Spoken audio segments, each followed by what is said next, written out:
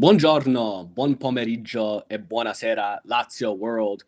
Welcome to our instant reaction pod. Consider this your stoppage time as we review the absolute embarrassment, the shocking display of Lazio against Atalanta. I am your host, Sean McIntosh, joined by our co-host, Caleb Adams.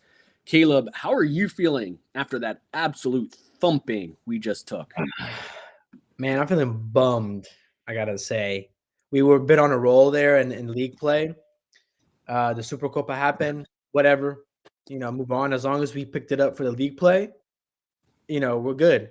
And we talked about it before. Hey, we're done well against these lower level teams. Let's see how we do against the better teams, Napoli, Atalanta. And so far it's not looking too hot. Yeah, let's jump into a quick review. Not that we want to relive this one. I'd love to move on, throw this one in the trash, and start focusing on our upcoming fixtures. But let's jump in here. Right off the bat, this one had us questioning some things. We took a look at the starting 11, and I'm curious to get your thoughts. But we've got Tati ahead of Ciro in the pecking order. Starting up top, and then we see Pellegrini benched for Marusic, so the combo of Marusic at left back and Lazzari at that right position.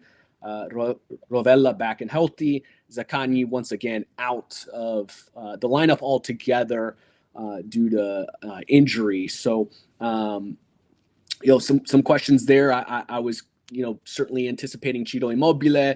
And you and I have, I don't know how many times we have to say it, but Pellegrini needs to be in that starting 11. And we jump right into this one. It's not looking great. Atalanta on the front foot, and 16th minute in, and it is a cross that comes in, and Marusic really getting bodied, failing to outmuscle his defender, who heads it down to Pasalic, who's right in front of net. Cool as can be, buries it 1-0 to Atalanta. De Ketelare in the 43rd minute finishes and converts his penalty. Another Marusic error in which his handball leads to that penalty. And it only gets worse from there.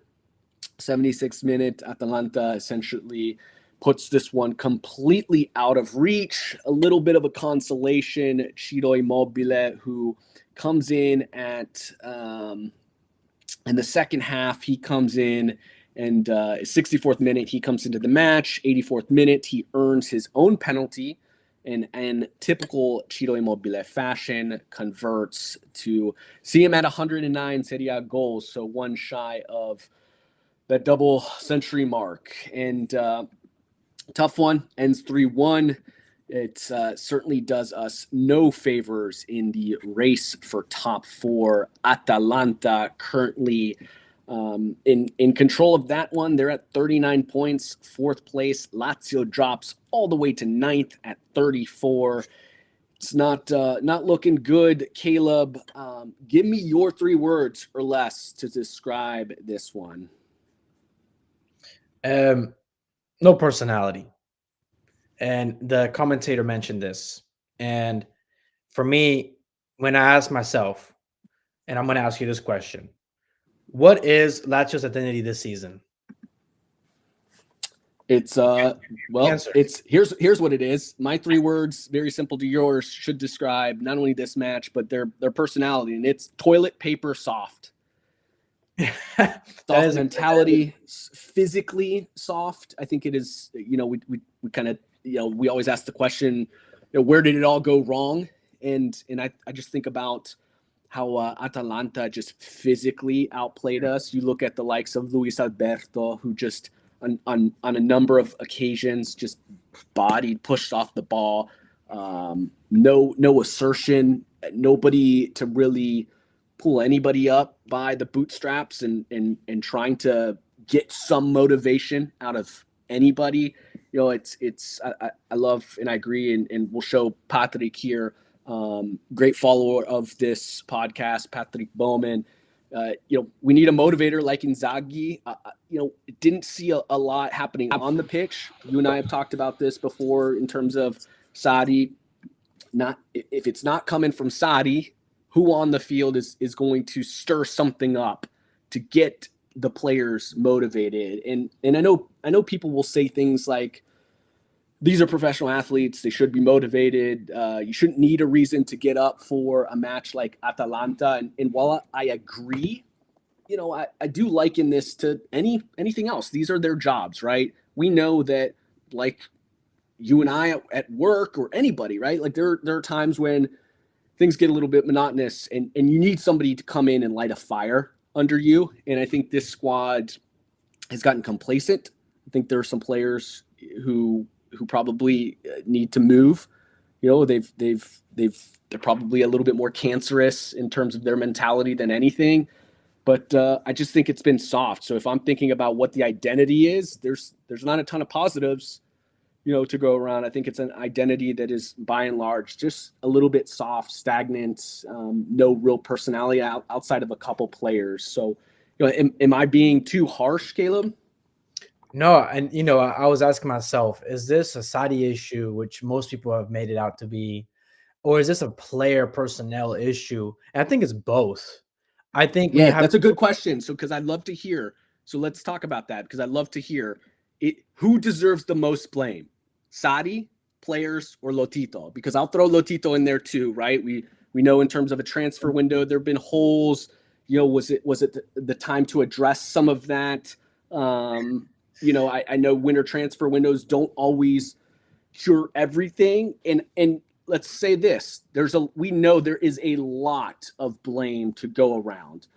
A season like this, after following up a second place finish, that just doesn't happen because of the failure of one person. I think there's a lot of blame, but the question is, who deserves the most blame? Players, Sadi, or Lotito? Who do you have, Caleb? This is really tough. Because I do think it is genuinely pretty spread across, but maybe by a marginal amount, maybe like 5% more, maybe 7% more of the blame. I'm actually gonna have to go with Sadi. And my reasoning behind that is I do think we had a strong window this past one. And I have a perfect example. And this is why I say Sadi particularly. Because a perfect example was Ketelare today. Ketelare at Milan was completely misused, was completely he was played in a way that just wasn't suited to his strengths, and was asked, hey, you have to play this way, it doesn't matter what your profile is. And he struggled. Come to Atalanta, he's been striving because the coach has seen his strengths and say, how can we utilize this best in the team and build around that? And I don't think Sadi has used the personnel that we have in the best ways possible. And of course, we don't have some of the game changers. I'm going to use an American football quote here. Cam Newton came out and said, Dak Prescott, Purdy, these guys are game managers. We have a bunch of game managers on this team. But who's the game changer this year? We had, Alberto, massive drop-off. Felipe, massive drop-off. Sakani, can't rely on him with health. And yes, that's a squad thing, but at the end of the day, I do think we have enough quality to be at least hanging in there with Atalanta. So yeah. No, it's tough because, like I said, a lot of blame to go around. The players are on the pitch. It's the most visible, the easiest thing, and they have a responsibility for sure too. I mean, I think just again we talked about mentality. A lot of the mentality issues have been a problem for us going back to Inzaghi's time, where this team would fall asleep, would struggle against smaller sides, would be inconsistent, would have their quote unquote blackouts, in European play. And that's where I do believe there needs to be a bit of an exodus, of some of these players. Yes. It's their time, right? We can feel confident about this new generation of young players that I think can take us forward. But I don't disagree. Look, at the end of the day, a manager has to figure it out with what he has. And if the system isn't working, we can complain about the players that they don't fit the system, but this is what you have. And now we've got to adjust. And we've got 0 shots from run of play in 270 minutes. 0 shots. Forget scoring goals, because scoring goals is beyond our reach at this point. It is beyond our reach. I I dream of the day where we could score goals. We can't shoot on frame. We've got nothing. Again, 0 shots from run of play in 270 minutes in 3 matches. And honestly, it's probably more than 270 matches because I'm sure we didn't get shots off in the last match, prior to this. But this is a Supercoppa against Inter, no shots on frame. Napoli, we had 1 shot on frame. Today, we got 1 shot on frame, and that was the penalty that Ciro Immobile converted. Absolutely disgusting from everybody. The system, Sadi has to figure that out because that's not working. Whatever we're doing now is not working. And so, yes, the players have to be better. We Marusic is absolute buns, and he's got to be better. But Sadi has to figure something out, and we have to do something different.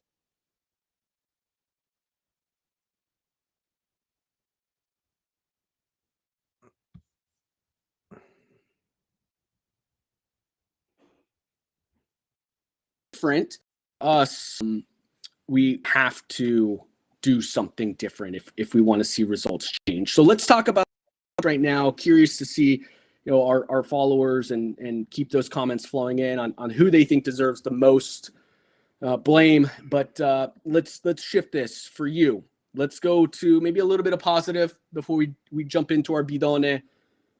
Who was your man of the match? I know it's in a match like this, it's tough to single anybody out, but who were your standouts? I think my standout, because it seems that every game people are just sort of walking and going about their business, going through the motions. But there's one player who actually seems to care, and it's Guendouzi. Yes, he maybe misplaced some of the passes that he played in behind the day to Isaacson.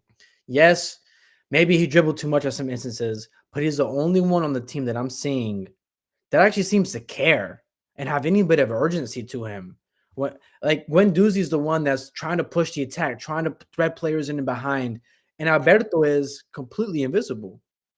And we'll go into those players later, but Guendouzi, I'll add another. So just in terms of mentality, I do think Rovella, he's a player that you can see obviously gives a crap, and Lazios as well. Lazios, I think, cares. We'll talk about Lazzari. So, but yeah, in terms of effort, I think Rovella, he's gonna fight. For me, I had him as a standout player. He needs to, and again, perhaps this is a bit of a tactical and system issue that's stunting him, because it's stunting a lot of players right now. I'd like to see him a little bit quicker. When we think about what led to this result, I think by and large the midfield, their inability to provide support in the attack in the first 20 minutes of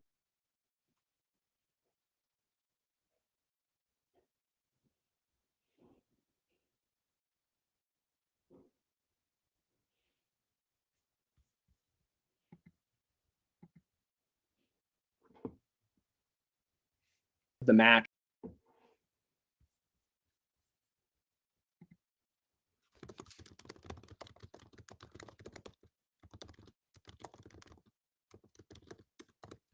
My 2 man of the matches between Rovella and Ciro Immobile. Ciro, 20 minutes, 30 minutes of time, and he comes in and obviously he converts the penalty. But the thing that is most impressive to me about Ciro Immobile is that he earns his own penalties. Yeah, people can bitch and moan about another pen for Ciro, but he comes in there and he makes something happen with the very little opportunities that he gets. So, for that, I'm going to give him man of the match, because when something needed to happen, the old man was able to come in there and do something. So, yeah. What about your bidone? I'm sure there's a lot to go around, but I'm going to guess you and I are on the same page. I think the obvious is Marusic, and I'm sure one of us has it there. But I'm actually going to go with Alberto, because we've seen Marusic all year and we've expected him to be doo-doo. That's where he is right now in terms of standings. But Alberto, he just dropped from a bit.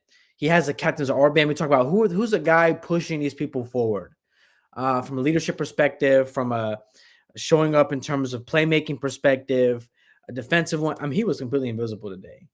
I can't think of one notable moment Alberto had all game. where I'm like, hey, that's good. Not one on both sides of the ball. This is the captain. This is a guy who like is in charge and has the responsibility of being the guy that unlocks defenses, and we just have not seen it. Not just this game, but all season.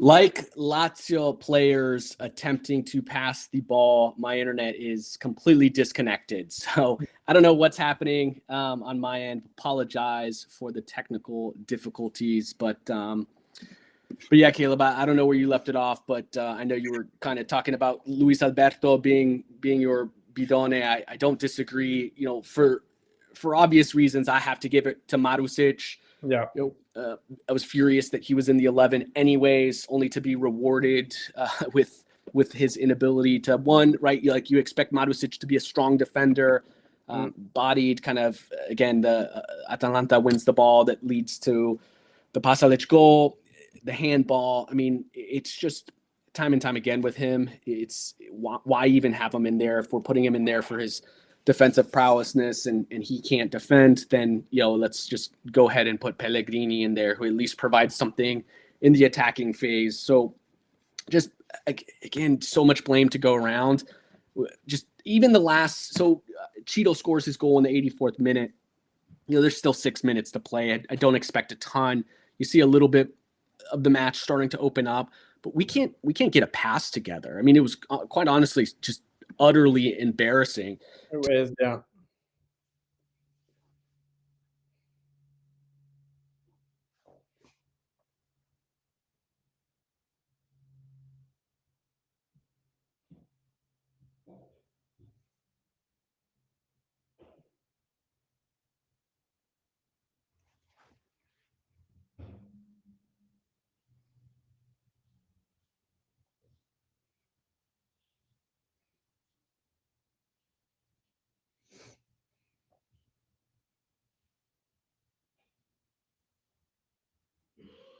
To see some